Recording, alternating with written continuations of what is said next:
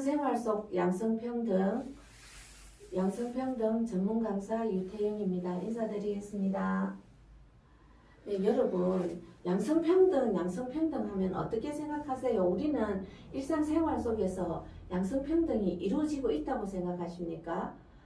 네, 그럴까요? 오늘 한번 살펴보겠습니다. 미디어로 보는 성격차, 고정관념 속 성차별, 무심코 쓰는 말 성차별일 수 있다. 언어 속 성차별. 자, 이제는 실천이다. 여러분, 이거 보면서 저기에서 무슨 얘기할 것이다 라고 짐작하는 게 있습니까? 우선 미디어로 보는 성격차부터 한번 살펴보기로 하겠습니다. 성평등적 내용이 14건이면 성차별적 내용이 42건으로 차이가 납니다. 그리고 광고 속 성차별적 요소에 대한 모니터링을 해본 결과가 20대 이하는 여성이 많고 40대 이상 여성은 광고 속에서 부재했습니다. 성차별 사례를 분석해 봤는데요. 성역할 고정관념을 조장하는 내용이 35.7%이고 외모지상주의를 조장하는 내용이 33.3%, 성희롱, 성폭력을 정당화하는 내용이 19%였습니다. 2018년 한국방송통신심의위원회에서는 방송 프로그램 중 양성평등 실태조사를 해봤습니다.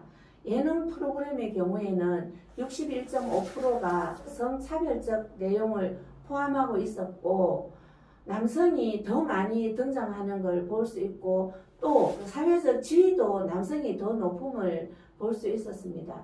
2018년 한국양성평등교육진흥원에서 시청률 상위 33개 예능 오락 프로그램을 모니터링한 결과 3월에는 35.4%가 여성 출연이고 64.6%가 남성이 차지를 했습니다. 똑같이 7월 달에 한 번 더 조사를 했더니 36.8%가 여성이고 63.2%가 남성이어서 남성 출연율이 훨씬 상대적으로 높음을 보여주는 검사 결과였습니다.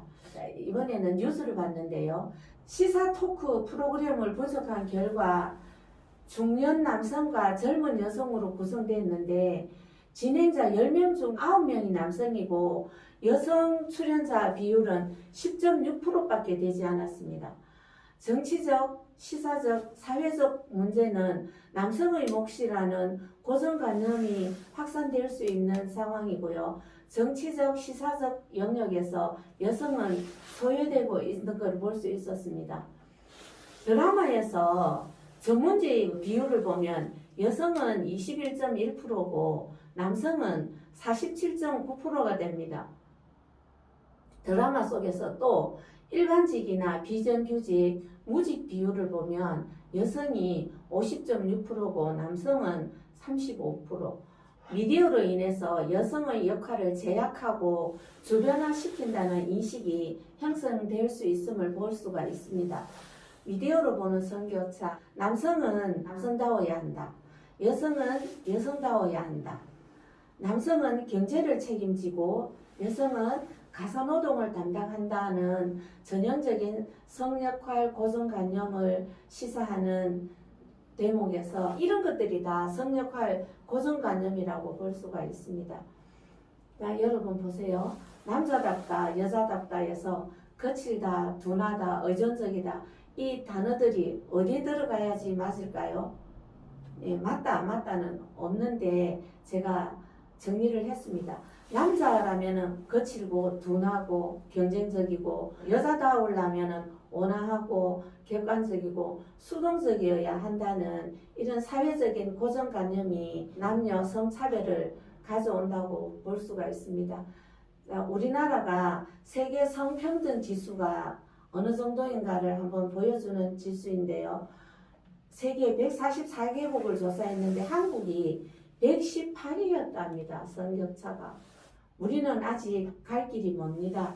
미디어 속에서의 성격차를 살펴보았다면 이제는 일상생활 속에서 양성평등을 한번 보겠습니다. 민수네 집과 하경이네 집에 있는데 민수네 집은 우리 어느 정도 좀 익숙하지요.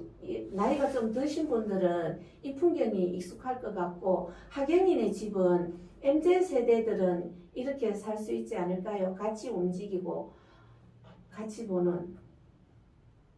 이거는 얼마 전에 어느 문중에 모사를 지내는 모습인데 남성들은 관을 쓰고 양복을 입고 다 제단 앞에 절할 준비를 하고 있는데 여성들은 저 뒤에 보면 빨간 앞치마 입고 간간히 보이죠.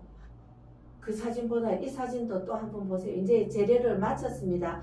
마치고 기념 촬영을 하는데 여성들은 이때까지도 빨간 앞치마를 못 벗고 있고 남성분들은 관 쓰고 도포 입고 가 쓰고 제례를 지내는 모습 그대로 하고 있습니다.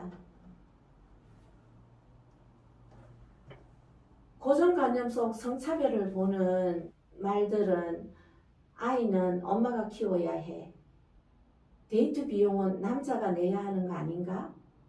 저 집 애 아빠 노나봐. 여자니까 월급 좀 적게 받으면 어때? 저 집 애 아빠 노나봐 라는 말 속에 어떤 내용이 있을까요? 남자가 집안의 경제를 책임져야 한다는 내용을 포함하고 있다고 보입니다. 여자니까 월급 좀 적게 받으면 어때? 이거 역시 마찬가지죠. 여자니까 집안 경제를 책임지지 않아도 된다는 뜻을 내포하고 있다고 봅니다. 고정관념 속 성차별, 우리 속담 속에서 한번 보겠습니다. 속담 속 여성 비화를 보면 암탉이 울면 집안이 망하는 한국양성평등원에서 조사를 해봤는데 대표적으로 제일 많은 숫자가 꼽힌 게 암탉이 울면 집안이 망한답니다. 암탉이 울면 집안이 망할까요? 결함을 얻습니다. 여자 셋이 모이면 접시가 깨진다 라고 하는데 여자 셋이 모이면 못할 일이 없다로 고쳐야 될 것 같습니다. 여자 팔자는 뒤움박 팔자라고 하는데 여자 팔자가 뒤움박 팔자는 남자나 여자나 팔자가 같다는 말로 바꿀 수가 있고요. 우리가 일상생활 중에서 무심코 쓰는 말 중에 성차별할 수 있는 말들이 참 많습니다. 한번 볼까요? 여의사, 여대생, 여직원. 여자 빼도 되겠죠? 의사, 배우, 직원, 대학생. 여러분들 땡땡 여자고등학교, 땡땡 고등학교 있죠? 남자고등학교 앞에 남자고등학교라는 이름 안 붙이죠? 근데 왜 여자고등학교에는 땡땡 여자고등학교라고 이름을 붙여야 할까요? 여자를 빼고 고등학교로 명칭을 하는 게 맞다고 봅니다. 또 있죠? 우리 왜 처녀비행, 처녀출전, 처녀작이라고 얘기하죠. 시집이 처음 나오던 처녀작이라고 하는데 여기에서도 우리는 첫 작품, 첫 출품, 첫 비행 등으로 고쳐서 사용을 해야 되는 게 맞을 것 같습니다. 그리고 그녀라는 말은 있는데 그남이라는 말은 없죠.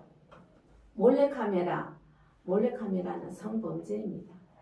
불법 촬영은. 미혼이라는 말도 바꿔서 써야 하는데 어떻게 바꾸면 좋을까요? 네, 미혼이라는 말 속에는 아직 결혼을 하지 못했다는 의미를 내포하고 있기 때문에 비혼이라는 말로 바꿔서 사용을 해야 한다고 합니다. 자, 여러분 보십시오. 시댁과 처가라고 우리 흔히 말하죠. 근데 시댁은 왜 시댁이어야 하고 처가는 왜 처가여야 할까요? 이게 바꿔서 시댁과 처가를 시댁은 시가, 처가는 처가로 바꿔서 사용하는 게 양가 어느 정도 레벨이 맞겠죠. 그리고 또 우리가 무심코 사용하는 말 중에 신랑, 신부, 남녀 공학이라고 합니다. 신랑, 남자가 먼저 나오죠. 남녀 공학에서도 남자가 먼저 나오죠. 그런데 다음 계집 사례를 보십시오. 비하하는 표현에서는 계집이 여자가 먼저 나옵니다. 우리 이것도 고쳐야 되겠죠. 친할머니, 외할머니는 어떻게 바꿔야 할까요? 그냥 할머니로 바꾸면 됩니다. 영 구별이 안 된다면 울산 할머니, 부산 할머니, 지역을 붙여서 할머니를 명명해도 될 것 같습니다. 습관적으로 혹은 대체할 용어가 마땅치 않다고 무심코 사용한 성차별 단어가 바뀌면 생각도 바뀝니다. 지금부터라도 하나씩 바꿔보면 어떨까요? 이게 성차별 언어는 여자들만 힘드는 게 남자도 자유롭지 못합니다.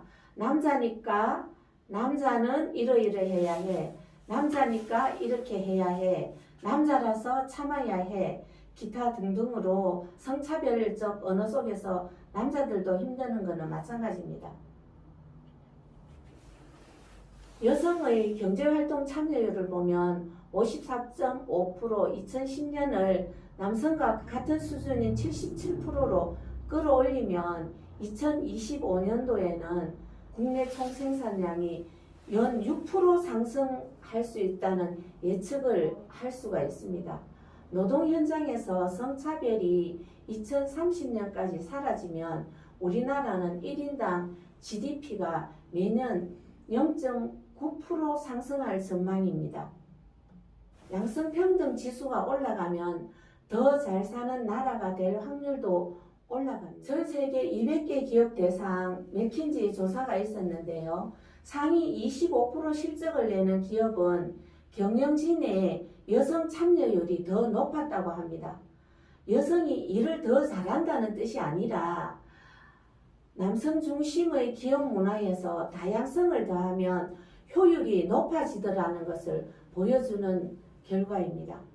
부부가 가사를 분담하는 가정일수록 아이의 고정관념이 적어서 직장에서 성공하고 미래에 부자가 될 가능성이 훨씬 높아진다고 합니다. 아버지가 말로만 양성평등을 외치는 것보다는 집안에서 가사노동에 참여하는 것이 더 큰 영향력을 준다고 합니다. 모두가 행복해지는 삶, 양성평등, 남성과 여성이 함께하는 양성평등은 참여와 실천이 필요합니다. 여러분 다 같이 행복합시다. 감사합니다.